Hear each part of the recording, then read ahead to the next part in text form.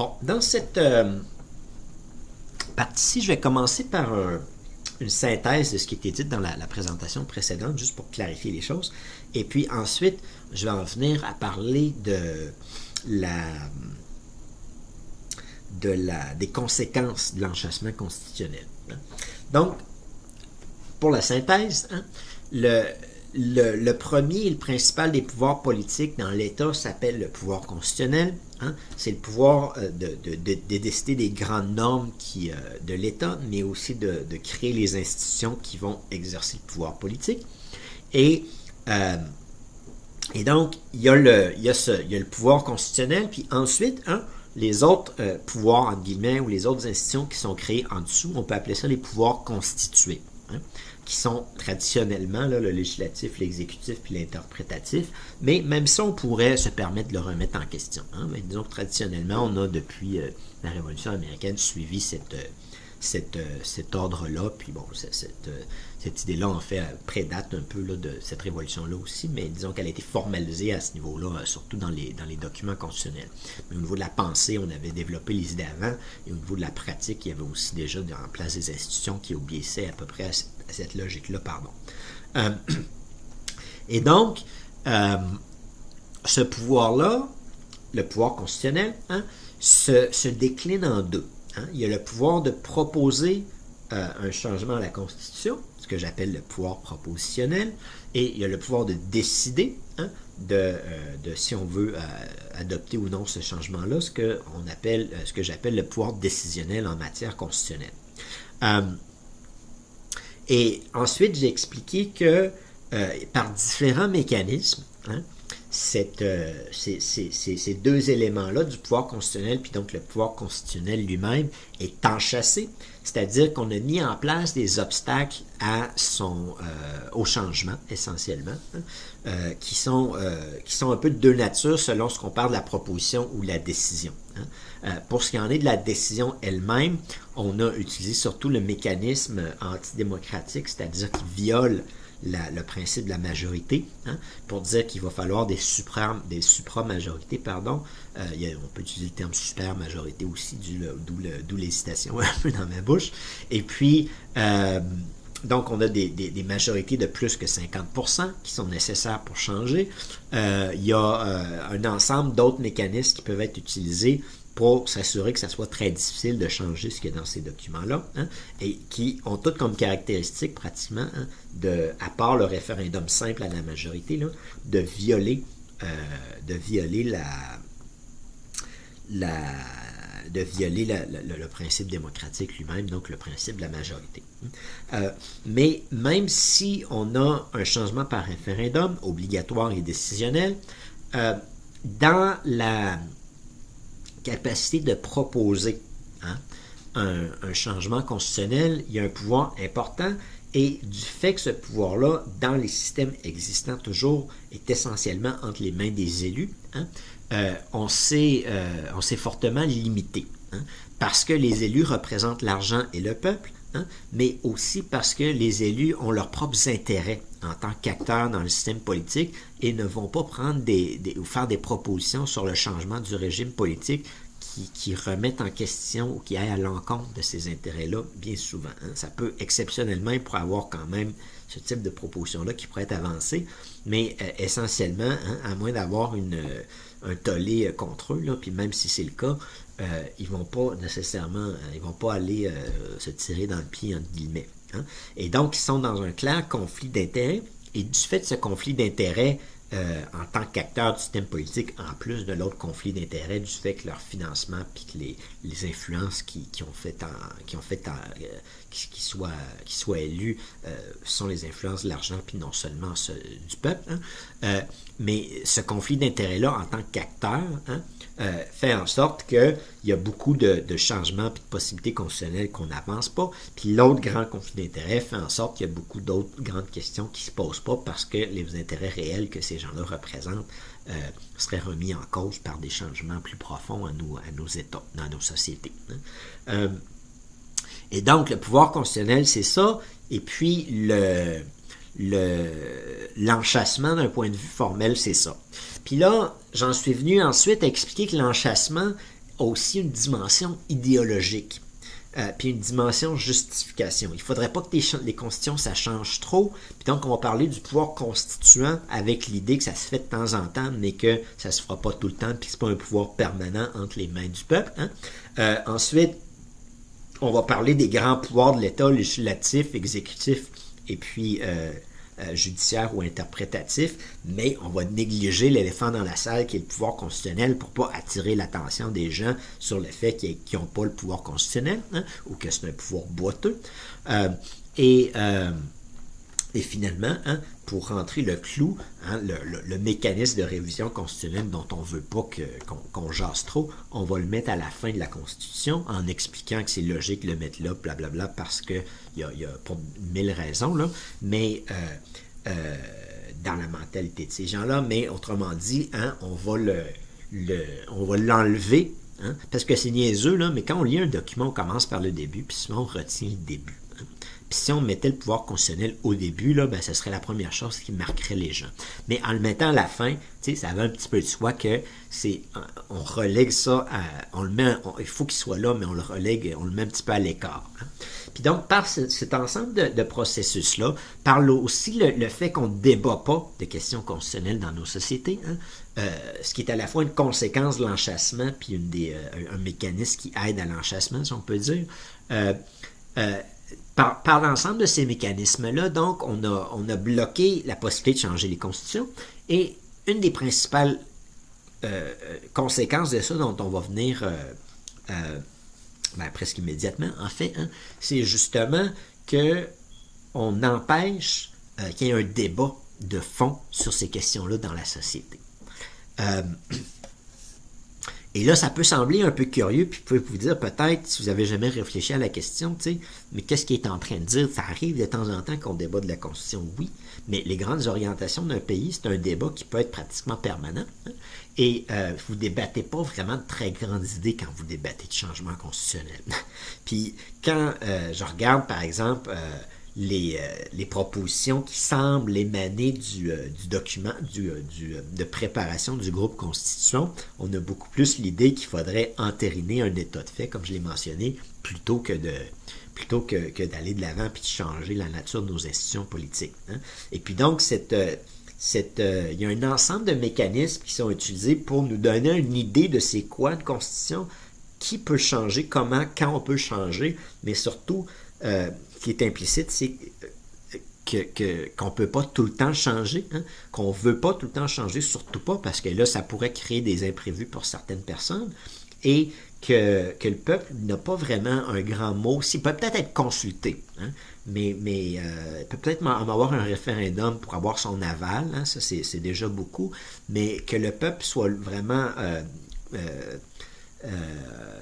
disons, l'acteur constitutionnel, ça va beaucoup trop loin pour ces gens-là. Et puis, c'est justement ce que moi je vais proposer plus tard, mais pour, disons, les personnes qui contrôlent nos sociétés, cette question-là, il est nécessaire de s'assurer qu'on est là, entre autres, en plus d'avoir la mainmise sur l'État, mais qu'on ait bien sûr la mainmise sur cette clé de voûte-là qui est le pouvoir constitutionnel.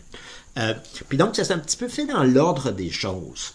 Ça s'est fait dans l'ordre des choses d'un État ou d'une société où tu as le pouvoir de l'argent puis le pouvoir du peuple puis qui sont conjugués de manière X, là, et que c'est dans l'ordre des choses que ce pouvoir-là sont mis à l'écart, tout comme c'est dans l'ordre des choses que les grandes décisions au niveau international aussi, que le peuple soit tenu à l'écart de ça parce que ça a trop d'importance pour les véritables maîtres de nos sociétés. Et donc, là, je ne veux pas rentrer dans... C'est pas une théorie de la conspiration, évidemment. C'est, quand je parle de maître de la société, c'est essentiellement le pouvoir de l'argent dans nos sociétés, qui, par différents mécanismes, comme je vous ai expliqué, là, s'assure d'avoir, entre autres, le contrôle de l'État, mais aussi celui d'une bonne partie de l'économie et, bien sûr, des médias qui sont un peu entre l'État puis ses propres activités. Et donc, ça, c'est le pouvoir constitutionnel, puis l'enchâssement, puis le flafla ou comment est-ce qu'on pourrait appeler ça, là, le phare qu'on met autour de l'enchâssement pour faire faire gober la pilule au peuple, entre guillemets, hein, c'est-à-dire les justifications puis l'idéologie qu'on va mettre derrière. Et les conséquences, en revanche, de l'enchâssement hein, sont un sujet extrêmement pertinent hein, parce que si on ne comprend pas les conséquences, hein, on comprend mal pourquoi il faudrait changer les choses. Hein. Puis donc, il faut quand même comprendre quel est le... Quelle est la... Quel est qu'est-ce qui découle hein, de la... Qu'est-ce qui découle de l'enchâssement constitutionnel? Hein? Qu'est-ce qui découle de ce blocage-là qu'on a mis à l'intérieur de nos systèmes constitutionnels pour ne pas que ces normes-là, qui sont les plus importantes dans nos sociétés, hein, changent comme pourrait vouloir le faire le peuple de temps en temps. Et donc, les conséquences, là, il faut un peu rentrer par l'exemple. Hein? Et puis, il y a 3 grands exemples dont j'aimerais discuter ici pour illustrer. Puis, d'une certaine manière, on pourrait parler il y a peut-être un 4e exemple que je vais donner, mais en lien avec les présentations futures. Parce que dans les présentations que je vais faire, dans la partie numéro 8, entre autres de ces présentations-ci, hein, dans la section 8, je vais parler de différents changements qu'on pourrait mettre dans une constitution, mais qui sont du fait qu'on n'a pas vraiment le pouvoir constitutionnel entre les mains du peuple aujourd'hui, qui sont plutôt inconcevables. Hein. Ce n'est pas nécessairement des choses très radicales ou très innovantes. D'une certaine manière, c'est juste des questions de bon sens, mais du fait que ce pouvoir-là reste entre les mains des élus puis de leurs financiers, hein, on peut pas imaginer que ces changements-là aillent soit mis en œuvre dans l'immédiat. Hein. Bon, enfin, on peut peut-être imaginer un peu, là, mais il faut imaginer un autre Québec, d'autres partis politiques, puis des citoyens qui se réveillent puis qui veulent faire quelque chose. Donc, c'est quand même dans l'ordre du possible, mais ce que je veux dire, c'est que hein, il y a un ensemble de choses qui ne se font pas. Et c'est une grande partie du problème, en fait, c'est plutôt ça. Hein, c'est que en bloquant la Constitution comme ça, hein, il y a des changements qu'on aurait pu faire, mais qu'on n'a tout simplement pas fait, ou qu'on ne connaît pas, duquel on n'a pas débattu, du fait que cette possibilité-là n'existait pas dans notre régime politique. Hein. Et donc, bon, pour les autres, on reviendra peut-être un petit peu là-dessus après, là, mais pour les autres exemples illustratifs, hein, le premier exemple me semble le plus frappant d'un point de vue quasi rhétorique, j'ose dire, là, dans le sens pour illustrer le sujet. Hein. Le premier exemple, c'est l'élection présidentielle aux États-Unis. Hein. Et ce système-là vient de la Constitution américaine. Hein, et quand on a fait cette Constitution-là, on a mis en place une élection présidentielle à 2 niveaux. C'est-à-dire que tu as les votants qui étaient très limités à l'époque, hein, qui choisissaient, c'est-à-dire que c'était pas tout le monde qui avait le droit de vote, là, qui choisissaient par l'élection des grands électeurs. Et ces grands électeurs-là votaient pour un président. L'idée d'une présidente à l'époque ne se posait pas non plus, bien sûr. Et donc, une des logiques de ce système-là, qui je ne me rappelle même pas si c'est dans la Constitution, je pense que c'est peut-être venu après ou de manière un peu indirecte, c'est qu'en fait, quand les Américains votent pour les grands électeurs, hein, ils ne votent pas directement pour le président, autrement dit. Quand ils votent pour les grands électeurs, si dans un État, ils ont la majorité, hein, ils ont tous les grands électeurs de cet État-là.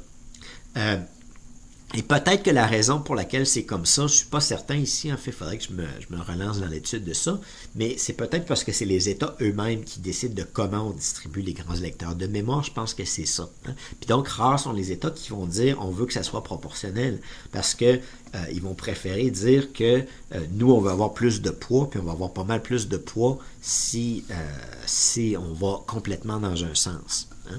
Je ne sais pas si vous me suivez dans ce que je suis en train de dire, mais peu importe, oubliez ce dernier commentaire-là, là, le système fonctionne comme ça. Si on gagne un État, on a l'ensemble des grands électeurs. Ce que ça veut dire, c'est que si on gagne le Wyoming dans une élection présidentielle américaine, on a peut-être, je ne sais pas, 2, 3, 5 grands électeurs, hein, tandis que si on gagne la Floride, on en a 50, 60.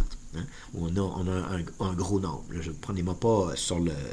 citez-moi pas sur le chiffre exact, mais on a peu dans un petit État, puis beaucoup dans un gros État. Fait que pour un parti politique, hein, il va concentrer ses billes dans les gros États.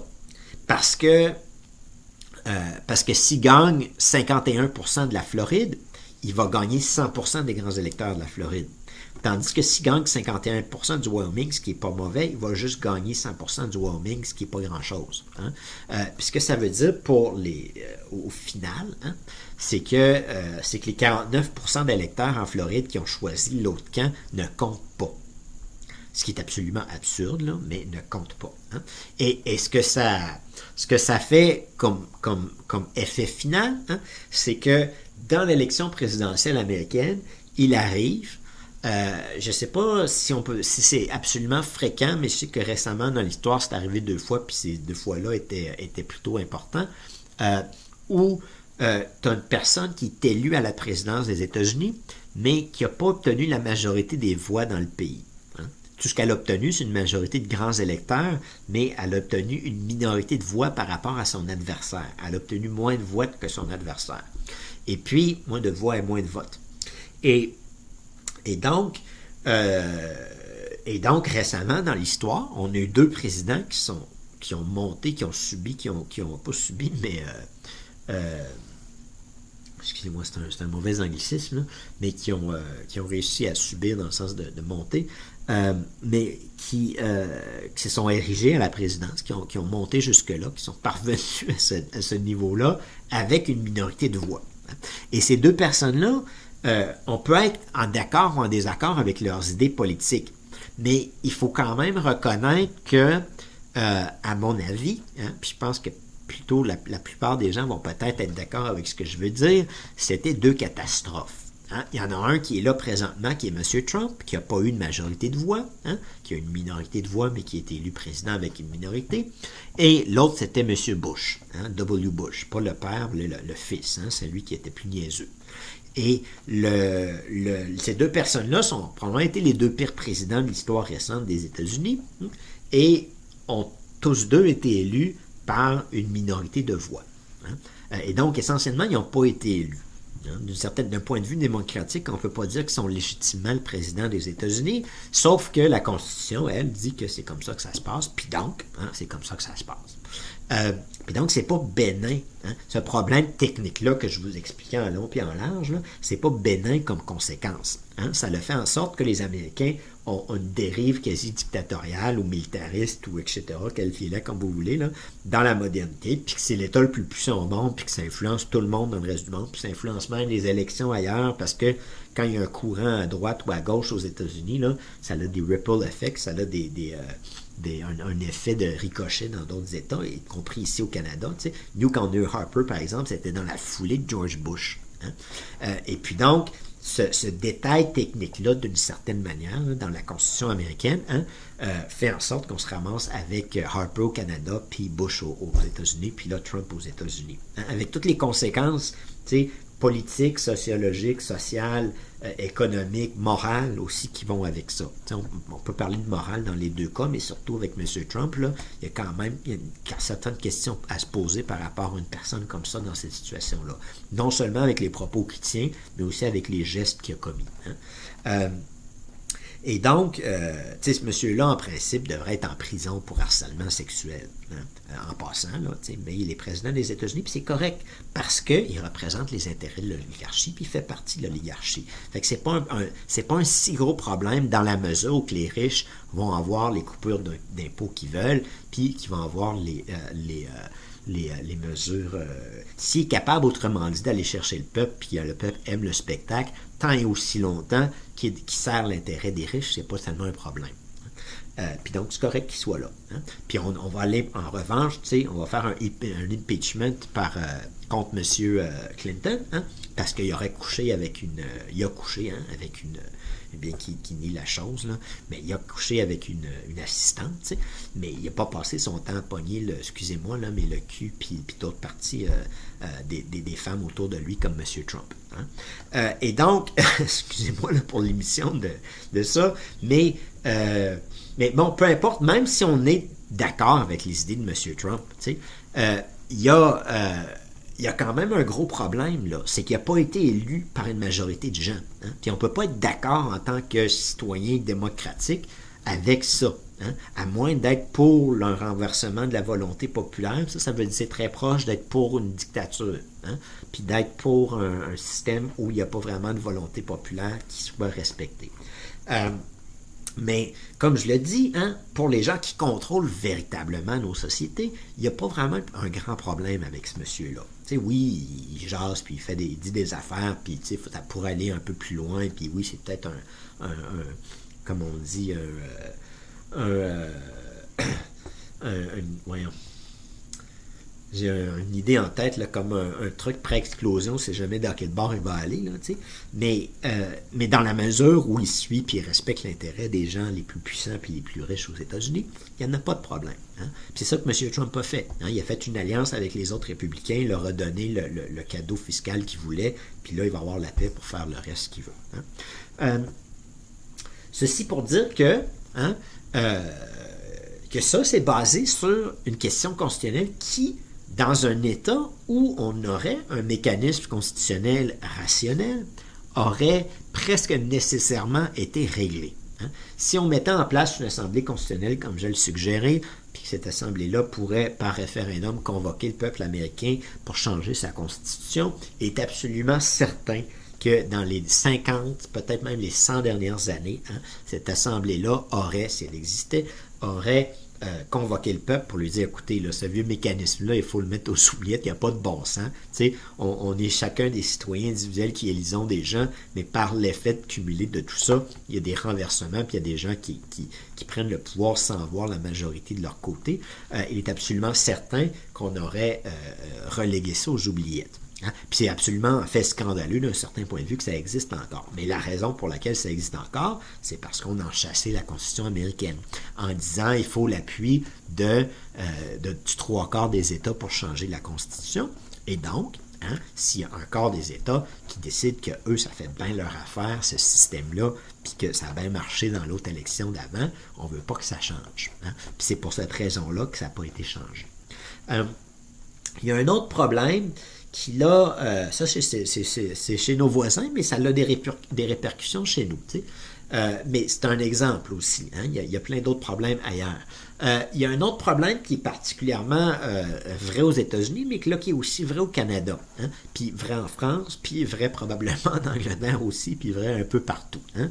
C'est que dans tous nos systèmes politiques, on a, dans l'évolution de nos systèmes politiques, hein, on est parti de chambres hautes, qu'on ne devrait pas appeler comme ça, on devrait les appeler les chambres basses d'un point de vue démocratique, mais on les appelle les chambres hautes parce qu'on suit la mentalité des gens qui les ont créées, hein, puis qu'on n'est pas, puis les gens qui utilisent ces termes-là, puis qui font ces idées-là sont un peu de ce bord-là aussi indirectement. Hein. Puis donc, dans ces chambres-là, hein, qui sont les Sénats, on avait un principe variable entre les pays, là, mais qui était que c'était les grands, les puissants, les riches qui étaient directement représentés là. Hein? Avant de comprendre qu'on pouvait contrôler ce que le peuple pensait par les médias, puis par le financement des politiques, des partis politiques, on pouvait obtenir à peu près la même chose avec un autre type d'assemblée.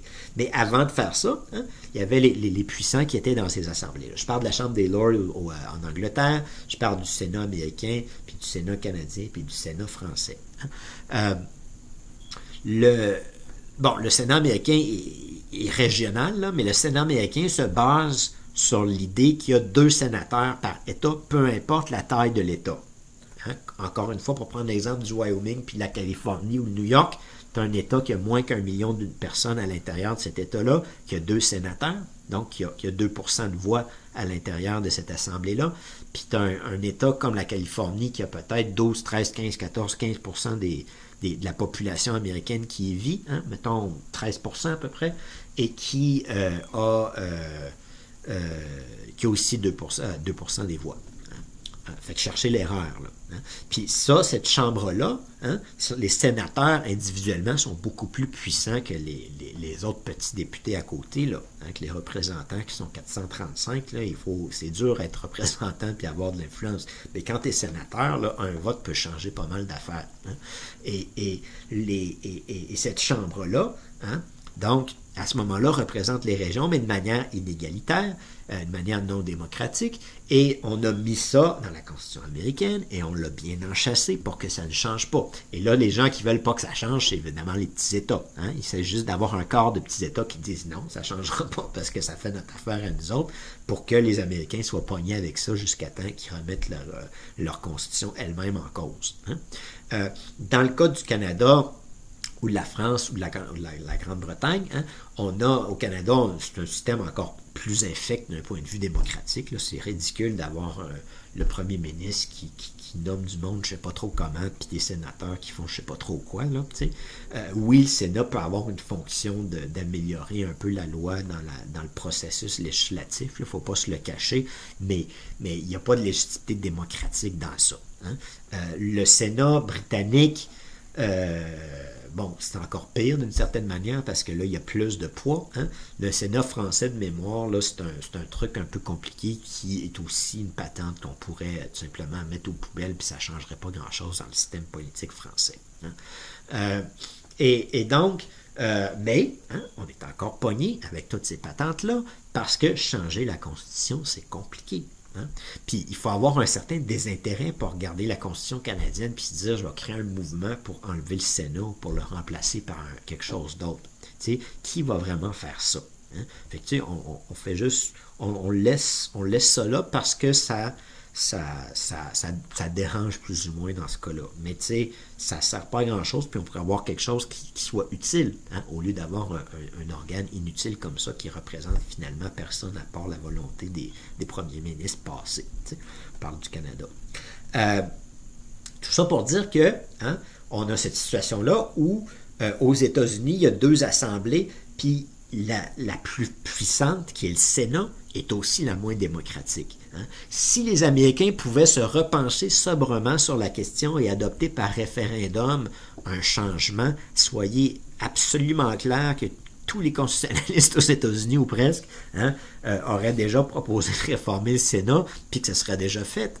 Parce que ça serait, s'il faudrait juste une majorité de voix dans un référendum pour enlever le Sénat américain qui est complètement non démocratique, d'un point de vue représentation électorale du peuple, ça serait fait rapidement, parce que ça va de soi. Hein? Puis c'est clair qu'il y aurait une majorité très importante des gens aux États-Unis qui voudraient que ça change. Ou qui voudraient peut-être que la Chambre des représentants ait beaucoup de poids, puis que le Sénat en ait beaucoup moins, ce qui serait plus rationnel. Tout ça pour dire que on a des institutions complètes comme ça, hein, qui subsistent, puis qui posent des problèmes énormes. On a aussi, ça c'est un peu d'une certaine manière, comment dire, ben, dans le cas des États-Unis, c'est pas une question bénigne, hein, mais dans le cas du Canada, puis de la France, puis peut-être d'une certaine mesure aussi l'Angleterre, ou le Royaume-Uni, ça reste que ces institutions-là ont perdu beaucoup de pouvoir par rapport à l'autre, puis donc ça reste comme une décoration vieillotte, puis inutile, puis une perte d'argent essentiellement, puis de temps, puis enfin, ça sert à rien, là. Mais ça cause pas nécessairement beaucoup de dégâts. Hein. Le Sénat américain, lui, en cause des dégâts. La Chambre des Lords britannique peut en causer aussi. Tout ça pour dire que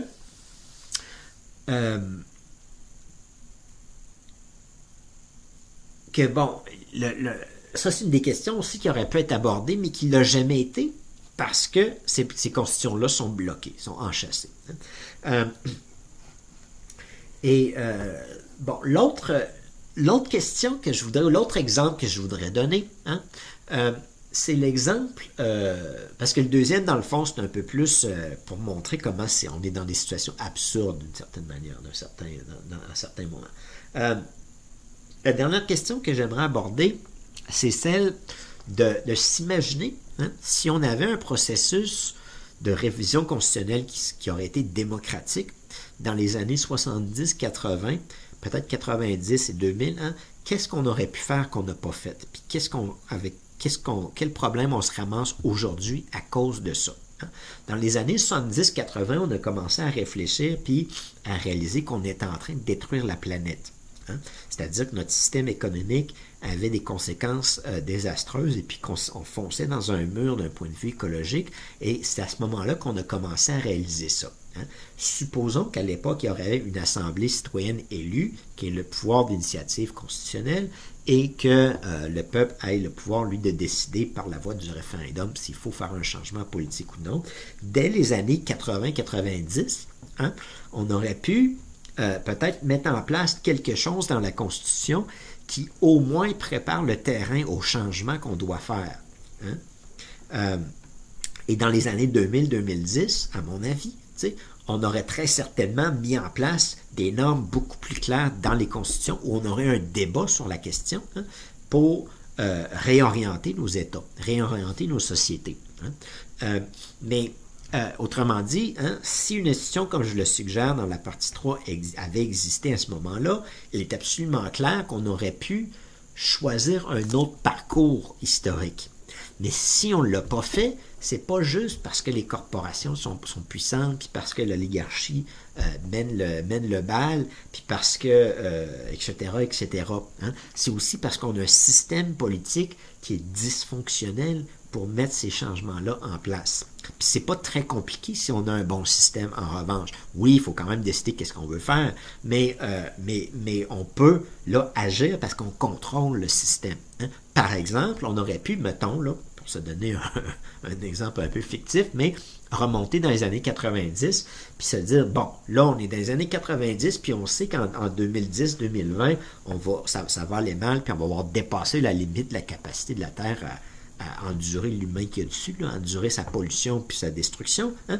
Et puis que pour éviter ça, pour éviter d'aller dans cette direction-là, on va mettre en place en 1990 le principe du développement durable dans la Constitution. Et puis donc, que pas juste comme idée là, qu'il faut que les législateurs en parlent puis qu'ils décident qu'est-ce que c'est puis qu'est-ce qu'il faut faire, qu'est-ce qu'il ne faut pas faire, mais qu'on mette en principe, qu'on mette en place un principe comme celui-là qui dise essentiellement, hein, que l'État ne peut pas adopter une loi qui contribue davantage à la destruction de la planète. Hein. Et puis donc, il peut adopter les lois qu'il veut, hein, mais toutes les lois qu'il doit mettre en place doivent aller vers la réduction ou au moins à ne pas dépasser le niveau actuel de destruction. Hein, ou le niveau présent à ce moment-là de destruction. Autrement dit, on aurait pu mettre une genre de capote, là, un genre de couvercle, hein, sur la capacité destructrice de l'humanité par rapport à son environnement. Puis là, ce que ça aurait fait, hein, c'est que si un Parlement décide d'adopter une loi qui va contre cette idée-là, hein, elle aurait tout simplement pu être invalidée en cours. Hein, on aurait eu un recours constitutionnel contre cette loi-là pour dire, étant donné que ça contribue à la destruction davantage que ça aide l'environnement, hein, on ne peut pas, cette loi-là est invalide. Évidemment, il aurait fallu mettre un principe plus compliqué comme le respect de la capacité de l'écologie à supporter un ensemble à intégrer un ensemble d'externalités, c'est-à-dire de pollution, etc. Hein. Donc, il faudrait comme évaluer qu'est-ce qu'on a dans le système, dans l'écologie d'un pays, hein, dans l'écosystème, d'un pays, et se dire, bon, cet écosystème-là est capable de supporter tel impact. Hein. Mais une fois qu'on a fixé ça, là, on pourrait se dire, passer cette limite-là, hein, puis on sait qu'on est au-dessus, il faut qu'on descende, mais que si on réussit à se remettre à ce niveau-là, là, à ce moment-là, hein, l'État peut décider de jouer un peu comme il veut. Mais pour l'instant, il aurait fallu vraiment aller vers la baisse, hein, aller vers la réduction de la destruction puis de la pollution et s'assurer qu'on ne soit pas dans la situation où on est aujourd'hui. Hein. Puis autrement dit, là, dans la question écologique, on est à peu près 30 ans en retard. On le savait dans les années 90 puis 2000 qu'est-ce qu'il fallait faire, mais on ne l'a pas fait. Mais c'est pas juste qu'on ne l'a pas fait, c'est qu'il y a des gens qui ne voulaient pas que ça se fasse parce que ça allait contre leurs intérêts, puis le peuple ne pouvait pas changer sa constitution, ne pouvait pas décider des grandes orientations de l'État parce qu'il n'y a jamais eu ce pouvoir-là, hein, dans la réalité. Et donc, de ce fait-là, on s'est ramassé avec la situation de crise larvée présente, puis vous allez en souffrir. Hein? Vous allez en souffrir dans les années 2030, 2040, 2050, puis attendez-vous à plus de feux de forêt, puis plus d'ouragans, puis plus de déluges, puis plus de etc., etc., parce que notre système politique n'était pas adapté, puis parce qu'aussi la société, bien sûr, n'a pas suivi cette voie-là. Mais il faut bien comprendre que une des clés de voûte de ce changement-là, sinon la clé de voûte la plus importante, c'est la capacité de maîtriser l'État pour aller vers un changement sociétal comme ça qui est positif pour la société à long terme. Hein? Et que si on ne maîtrise pas l'État, on peut bien créer toutes les organisations de charité, entre guillemets, ou de, voyons, comment on appelle ça, de bienfaisance, là, ou toutes les Greenpeace du monde, mais ça ne changera pas grand-chose. Il faut contrôler l'État. Il faut aller très loin. T'sais. Pour faire un changement important comme celui-là, on ne peut pas le faire justement sans maîtriser le pouvoir constitutionnel. On peut s'imaginer des choses puis pousser dans certaines directions, mais sans dire que vous perdez exactement votre temps. C'est que sans un déblocage au niveau de la Constitution, on n'aura jamais ces changements-là parce que le système est fait selon les intérêts et dans les intérêts de personnes qui ont des intérêts compromis, hein, avec ce type de changement-là. On aurait pu penser qu'il y aurait une question de bonne volonté qui aurait pu entrer en ligne de compte, là, mais il y a des gens, malheureusement, qui ont une vision un peu plus à court terme puis plus égoïste que les autres. Hein. Un peu plus stupide aussi, dans ce sens que on a bien beau être égoïste, mais à un moment donné, compromettre le développement d'une société puis d'une civilisation puis de son histoire à cause de ses petits intérêts immédiats, c'est pas très raffiné d'un point de vue intellectuel. Disons, ça mérite plutôt des qualificatifs un peu raides, hein, en termes de description de ces comportements-là. Et donc, hein, puis on peut même revenir aujourd'hui, hein, puis là je suis en train de le faire d'une certaine manière, hein, on peut bien continuer de pousser pour des changements pour aller vers une société qui s'adapte à l'écosystème existant au lieu de se fermer les yeux, hein, mais on a encore des difficultés, puis on va encore avoir des difficultés, puis on ne réglera pas le problème si on n'a pas la capacité institutionnelle, hein, d'aller dans cette direction-là. Et puis donc, c'est pas juste en ayant des politiciens verts puis qui veulent y aller. Hein. On n'aura pas ces politiciens verts-là si le système politique est fait si on le laisse tel quel, puis le système politique penche constamment du côté de l'argent. T'sais. C'est un peu comme une balance. Puis le point de vue argent dans notre système politique est plus important, puis le point de vue écologie, intérêt du peuple, puis question autre, là, ici, là, elle est moins importante. Fait que, si on ne change pas la balance puis on ne remet pas les pendules à l'heure, pas juste à l'heure dans le sens que ce petit pouvoir-là, il ne doit pas être très, très important. C'est pas beaucoup de personnes. Puis c'est pas important que les gens gardent leurs millions de dollars puis tout ça. Ça ne change rien, là. Ça va pas vraiment améliorer leur vie d'un, mais ça compromet l'ensemble du développement de la société. Puis les intérêts d'une petite minorité comme ça sont insignifiants par rapport aux enjeux qui sont face à nous. Hein. Et puis donc, si on ne remet pas en cause la structure politique elle-même, et le pouvoir constitutionnel, c'est une des clés de voûte, sinon la clé de voûte de ce système-là, on ne sera jamais capable d'aller vers ce type de changement-là. Je ne suis pas en train de dire, en fait, qu'il faut aller vers ça. T'sais. Je suis en train de dire que le peuple devrait avoir on devrait pouvoir en débattre, hein, de un, puis le peuple, la population doit avoir le loisir ou la possibilité de le faire. Le problème, c'est qu'on n'a pas la possibilité. Hein. Ça ne me dérangerait pas que le peuple dise, mais écoutez, moi je préfère me boucher je suis pas d'accord avec vos arguments, puis je préfère continuer ma consommation comme j'ai présentement, puis pas changer, puis ça me dérange pas, parce que je serai pas là plus tard.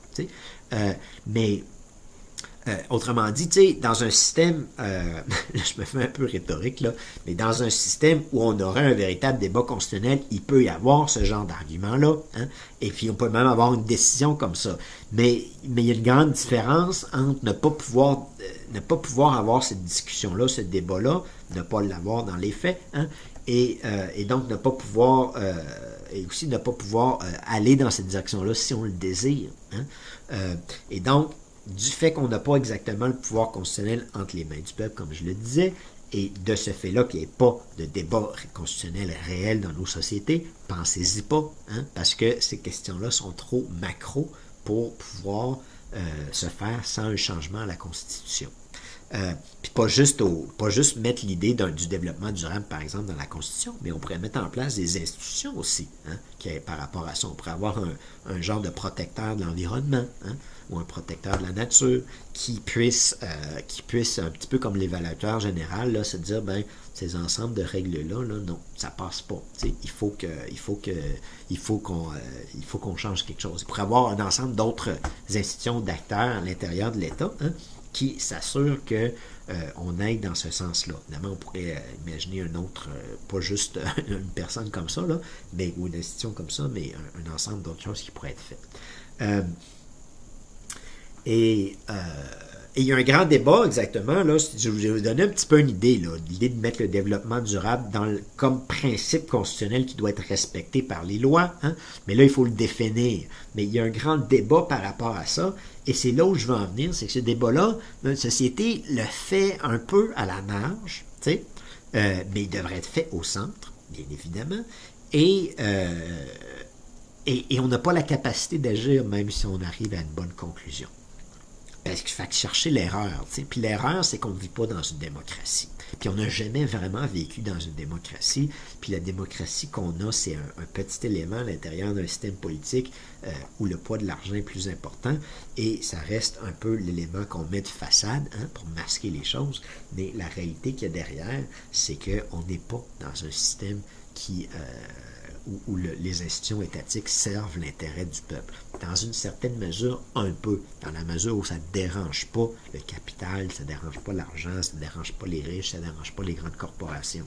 Mais dès qu'on se met à déranger ces gens-là, ils ont la capacité, hein, d'agir contre, hein, puis donc de réagir contre ces dérangeurs-là, dont je fais peut-être partie. Ceci pour dire que d'un point de vue plus neutre aussi, hein, le premier exemple que j'ai donné, hein, sur le système politique américain, là, c'est incontestable que c'est ridicule. Qu'une minorité de gens réussissent à élire 2 présidents, puis qui peuvent aussi, dans l'avenir, continuer d'en élire, puis que, pour cette question-là, il n'y a pas de position politique. On est démocrate ou on ne l'est pas. Là. Pas dans le sens démocrate ou républicain, mais on est démocratique ou on ne l'est pas. Hein. Pour la question de l'environnement aussi, évidemment, il y a un débat, hein, qui doit être fait. Puis les réponses ne sont pas automatiques, j'en suis bien conscient. Puis il y a une diversité de positions dans la société sur la question. Sauf que, il ne faut pas oublier non plus que... Puis là, on néglige parfois justement la valeur d'un débat dans nos sociétés. C'est que, ça c'est une chose bien intéressante qu'on a réalisée en fait avec les assemblées tirées au sort. Hein. Les politicologues se sont mis, puis les gens de communication se sont mis à étudier les expériences qu'on a fait avec ces assemblées tirées au sort-là.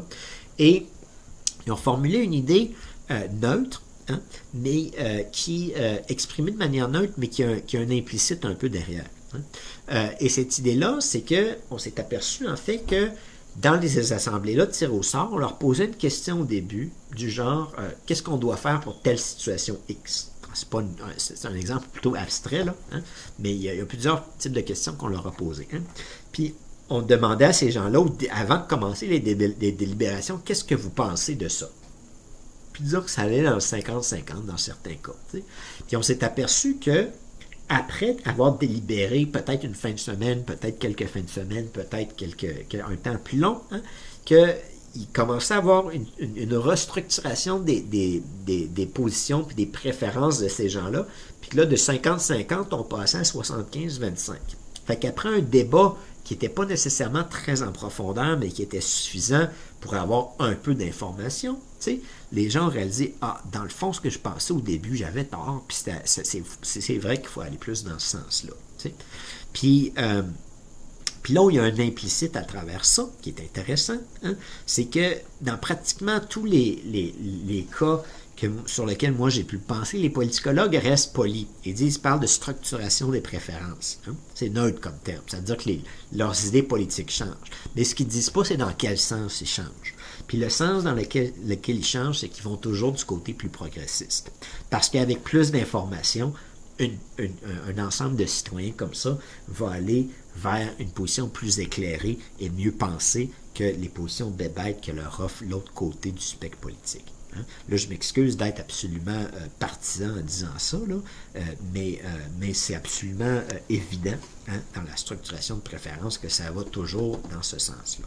Mais là où je veux en venir, c'est que il peut y avoir, par exemple, si on commençait le débat sur est-ce qu'il faut aller vers une transformation écologique profonde dans nos sociétés et mettre ce principe-là dans la Constitution pour forcer n'importe quel gouvernement, n'importe quelle loi, n'importe quel décret administratif à contribuer à cette situation, à ne pas du moins empirer les choses. On pourrait se donner un objectif plus clair aussi, là, mais au moins à ne pas faire pire que ce qu'on est en train de faire. Hein. Si on se donnait un débat là-dessus, hein, peut-être qu'au début, on serait dans une autre situation. Peut-être qu'on serait dans un 35-65. Qu'on aurait 35% de gens qui se disent oui, c'est ça qu'il faut faire, c'est évident, puis qu'il y en aurait 65 qui diraient ben là, nous autres, on pense pas, puis nos jobs, notre argent, puis tout ça, puis qu'est-ce que ça va demander comme sacrifice, hein, puis notre niveau de consommation. Mais peut-être qu'après délibération dans cette assemblée-là, on passerait peut-être à 65-35 de l'autre bord. Parce que après avoir délibéré, peut-être que la masse de personnes qui se disent on ne veut pas changer réaliserait que peut-être que les conséquences de ne pas changer sont plutôt importantes par rapport aux conséquences de rien faire. Hein? Puis qu'on serait peut-être capable de les convaincre qu'ils ont des enfants, puis il faut qu'ils pensent aussi à leurs enfants, puis pas juste à leur chèque de paye aujourd'hui. Puis si donc on avait une institution comme ça ou un débat comme ça est possible, il faut bien comprendre que on ne serait pas dans une démocratie superficielle comme on l'est aujourd'hui, mais on serait dans une démocratie plus profonde où on pourrait aller emprunter des chemins fort différents puis plus intelligents, ou du moins plus réfléchis, plus rationnels, mieux pensés que les bêtises actuelles. T'sais. J'ai vu une conférence à Montréal quand j'étais là la dernière fois, puis j'étais scandalisé de voir comment un des députés en question, je ne sais pas s'il a été élu, là, mais il était dans le parti qui a été élu, mais comment il était idiot par rapport aux autres. J'avais vraiment l'impression que les autres, ils savaient au moins de quoi ils parlaient, puis qu'il y avait une position logique. Il y en a une qui était peut-être un peu politicienne, là, hein?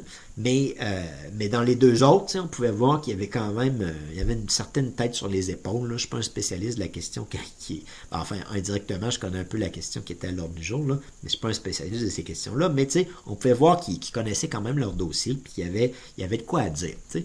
Mais la personne qui a été élue dans le parti qui a été élu, était tout simplement un imbécile. Pour le dire comme ça. Je ne veux pas nommer la personne, là, évidemment, puis je ne me rappelle pas de son nom d'ailleurs, mais ce que je veux dire, c'est que on est dans un système politique qui va sélectionner des gens comme ça, puis qui va leur donner du pouvoir. Puis là, j'essaie de s'imaginer que cette personne-là, qui est le genre de personne d'apparence, puis regardez-moi, puis un bonhomme un peu, en tout cas, qui ne devrait pas être là, qui ne devrait pas être à l'Assemblée nationale, qu'est-ce qu'une personne comme ça va faire si elle est élue ou si elle a du pouvoir. Puis ça ne va certainement pas prendre les décisions les plus éclairées du monde. Mais évidemment, dans système politique où il y aurait des débats de fond, tu sais, on donnerait beaucoup plus d'importance. Là, je sais que je dérive un peu du sujet, je suis en train d'en fait de rentrer dans l'autre présentation qui suit. Hein? Mais on donnerait beaucoup plus d'importance aux arguments de fond, puis aux vrais arguments, puis aux personnes qui ont des connaissances, et puis pas aux personnes en tant que telles, mais à leurs arguments, parce qu'on verrait bien qui connaît son dossier, puis qui ne connaît pas. Hein? Et donc, ce que je veux expliquer ici, c'est que si on avait des institutions citoyennes comme ça, pour les questions constitutionnelles, entre autres, on pourrait... c'est difficile d'imaginer où notre société pourrait aller parce que c'est tellement différent de la réalité sociétale, politique actuelle, qu'actuellement, on n'a pas de débat constitutionnel. Puis quand on en a, c'est très limité, puis c'est juste des petites affaires. Mais là, si on ouvrait la vanne des possibilités, on pourrait peut-être être surpris de savoir qu'est-ce que les gens veulent vraiment faire dans leur société, puis comment ils veulent, ils sont prêts à faire aussi des sacrifices pour faire les changements qu'il faut faire. Au lieu d'avoir les bêtises qu'on a présentement. Tout ça pour dire que cette question-là, en particulier de l'environnement, qui est quand même la question critique de notre génération d'un point de vue pour tous les humains sur la Terre, là, on en a d'autres locales, puis on a tout notre petit problème local à régler, entre guillemets. On a des situations où on n'a pas juste l'environnement, mais cette question-là reste comme une superstructure sur la problématique de l'humanité aujourd'hui. En ce sens que c'est la question la plus importante qu'on doit aborder. Et il est inévitable que dans un système politique, puis là je sais que je me répète, mais dans un système politique où on a enchâssé la Constitution comme ça, que ce type de changement structurel-là ne puisse pas se faire. Et puis donc, l'idée de l'Assemblée citoyenne, de l'Assemblée constitutionnelle, qui est aussi une Assemblée citoyenne, donc tirée au sort, c'est de mettre en place une institution où ces débats-là puissent avoir lieu. Et une fois que ces débats-là ont lieu, il y a aussi possibilité à ce moment-là d'avoir une décision qui est dans ce sens-là et qui donne un parcours à notre société, mais une décision aussi qui, en ayant impliqué le peuple, puis on va le voir comment cette assemblée-là serait un peu intrinsèque au peuple avec la dimension de participation citoyenne dans cette assemblée-là, on aurait aussi comme pas exactement une possibilité, une capacité de mobiliser, mais les gens seraient, en embarquant dans le débat, ils seraient déjà embarqués dans la cause d'une certaine manière, puis ils réaliseraient déjà des choses. Peut-être, par exemple, pour donner un exemple aussi que je suis en train de dire, supposons qu'on était dans les années 80, puis qu'il y avait un débat sur l'environnement, mais que là, les gens ils disent, ben là, vous demandez beaucoup, puis on n'est pas exactement sûr, puis là, c'est loin, tu sais. On vous est en train de nous dire que dans les années 2030, 2040, 2050, là, on va peut-être avoir des gros problèmes, mais tu sais, il faudrait peut-être faire plus d'études, puis blablabla. Peut-être qu'il y aurait eu cette attitude-là. Mais supposons qu'il y avait une assemblée citoyenne constitutionnelle à ce moment-là qui existait, puis qu'il y avait eu cette réaction-là, mais que le 15-20% de personnes conscientisées sur la question environnementale à l'époque étaient devenues par le biais du débat qu'il y avait eu, était devenu un 35-40%. Ça aurait déjà été pas pire, parce que ça voudrait dire que dans les années 90 puis 2000, là, on aurait pu avoir une majorité. T'sais, on aurait pu enclencher, autrement dit, ce changement à ce moment-là. Je ne veux pas vous vendre nécessairement là, la solution à tous les problèmes politiques, mais ce que je suis en train de dire, ou immédiate, mais ce que je suis en train de dire, c'est que c'est difficile de concevoir l'importance ou l'impact que ça a quand on ouvre les portes comme ça. Et c'est, par ailleurs, là j'annonce mes présentations, les sections 7 et 8. Dans la section 7, je vais présenter un régime politique, en fait. Là, ici, je suis en train de défendre l'idée d'une assemblée constitutionnelle tirée au sort. Mais dans la section 7, je vais discuter des modèles politiques qui utilisent le tirage au sort à l'intérieur de ce modèle-là, dans le législatif, puis aussi à d'autres niveaux, à l'intérieur de l'État. Et donc, ce genre de débat-là, pourrait avoir lieu dans un État qui aurait une assemblée constitutionnelle. Puis dans la section 8, là, je vais aborder d'autres questions comme les médias, la possibilité de plafonner la richesse des personnes très, très, très aisées, et aussi la question du mode de scrutin puis la question du droit de vote. Donc, des questions structurelles au niveau d'une constitution, là. Et puis, je vais expliquer finalement dans cette section-là que toutes les propositions que je vais faire là sont impossibles dans la société présentement avec le régime institutionnel qu'on a, parce qu'il n'y a pas de vrai lieu de débat constitutionnel, mais que si on avait un vrai lieu de débat constitutionnel, qu'on pourrait ouvrir la porte à ce type de changement-là. Donc, je ne suis pas exactement en train de prôner ce changement-là exactement. Évidemment, c'est mes idées, donc oui, d'une certaine manière, mais ce que je suis en train de dire, c'est que le préalable à ce type de débat-là, même si vous n'êtes pas d'accord avec la forme même de l'idée, c'est d'avoir un lieu de débat avec la capacité pour la société d'agir. Autrement dit, là, c'est vraiment assumer l'idée de démocratie puis d'en faire une pour de vrai. C'est ça que je suis en train de dire, pour le dire de la manière la plus concise puis la plus simple. Et puis donc, le but de ces présentations-là, c'est non seulement vous communiquer un peu mes réflexions là-dessus pour surtout la postérité, mais pour les membres de l'Assemblée Constitution ici, c'est d'illustrer comment le débat politique constitutionnel est bloqué, puis quelques idées qui pourraient être débattues dans une assemblée constitutionnelle. Il y en a plusieurs, mais c'est parce que c'est difficile de se l'imaginer quand il n'y a rien dans le système actuel qui nous dise que c'est possible. C'est pas les profs, c'est pas les constitutionnalistes de l'Université Laval, puis d'ailleurs, qui vont vous dire ce genre de choses-là, parce qu'ils connaissent peut-être même pas ces idées-là. Et puis c'est pas les médias qui vont vous dire ces idées-là. Peut-être que les constitutionnalistes connaissent certaines de ces idées-là, là, un peu les moins importantes, là, mais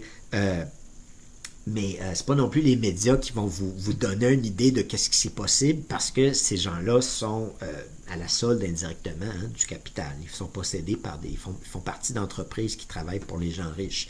Et donc, oui, ils peuvent parler un peu de débat constitutionnel, mais ils vont pas rentrer dans des questions qui choqueraient trop comme celle-là, ou qui choqueraient, enfin, qui remettraient certaines choses en question. Entre autres, je remets en question leur propre pouvoir en tant que médias. Mais tout ça pour dire que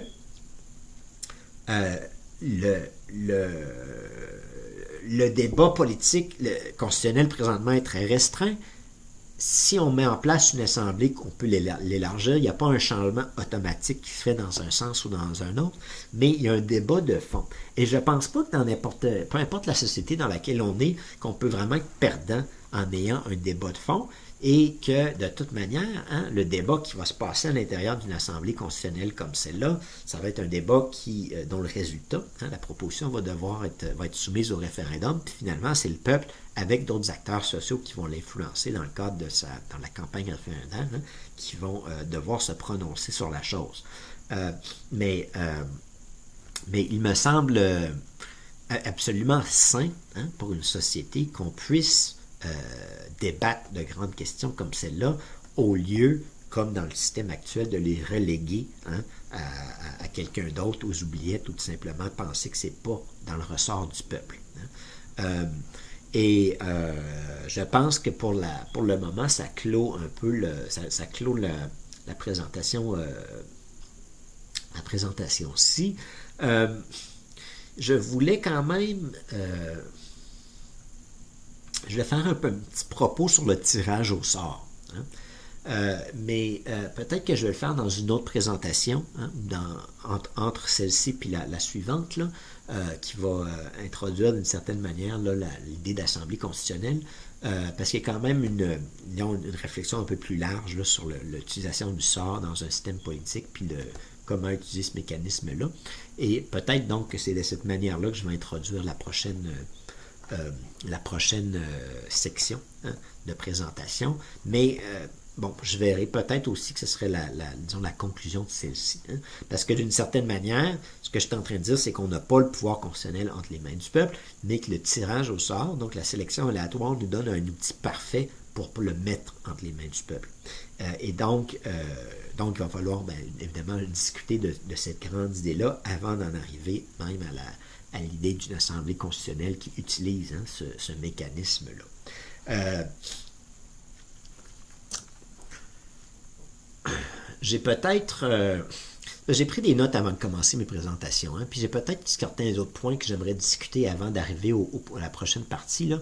Je vais voir si je le fais ou non. Je sais aussi que je prends beaucoup de votre temps, mais bon, pour l'instant, je vais m'en tenir à ici, mais peut-être que je vais faire un petit détour sur un autre sujet là, avant d'arriver à la section sur l'Assemblée constitutionnelle. On verra. Puis j'espère que vous allez pouvoir me pardonner si je sens la nécessité d'agir ainsi. Ceci dit, il y a, pour faire un topo de cette présentation-ci, les conséquences d'avoir l'enchâssement constitutionnel sont inévitablement néfastes à long terme. Puis la grande idée qu'il faut retenir ici, là, c'est que nos États, présentement, mais aussi dans l'avenir, vont devoir s'adapter peut-être plus rapidement aussi que ce qu'ils ont fait dans le passé. Avec le niveau technologique qu'on a et la rapidité avec laquelle les choses vont, il va falloir que nos États, non seulement les administrations publiques, mais aussi même les institutions de l'État elles-mêmes, s'adaptent plus rapidement. Et pour faire ça, il va falloir avoir une institution qui soit capable de gérer et d'organiser ces changements-là. Et puis donc, il faut peut-être reléguer l'idée d'une constitution fixe qui reste là pendant 50, 200 ans aux oubliettes, puis comprendre qu'une constitution doit être continuellement améliorée. Et puis qu'il ne s'agit pas, comme certaines personnes aimeraient le faire, juste reléguer la question à des élus comme à l'Assemblée nationale. C'est beaucoup mieux si les citoyens sont capables de débattre de ces questions-là et de déterminer les grandes orientations pour que leurs représentants élus, s'ils en ont, soient, parce que ce serait possible en principe de s'en passer, mais enfin, ce que je veux dire par là, c'est qu'on en discutera dans la partie 7, mais il y a des gens qui proposent même un modèle où on n'utiliserait pas l'élection. Ce qui n'est pas mon cas, là, mais il y a des gens qui suggèrent un modèle comme celui-là où on utiliserait seulement le tirage au sort. Mais ce que je veux dire, c'est que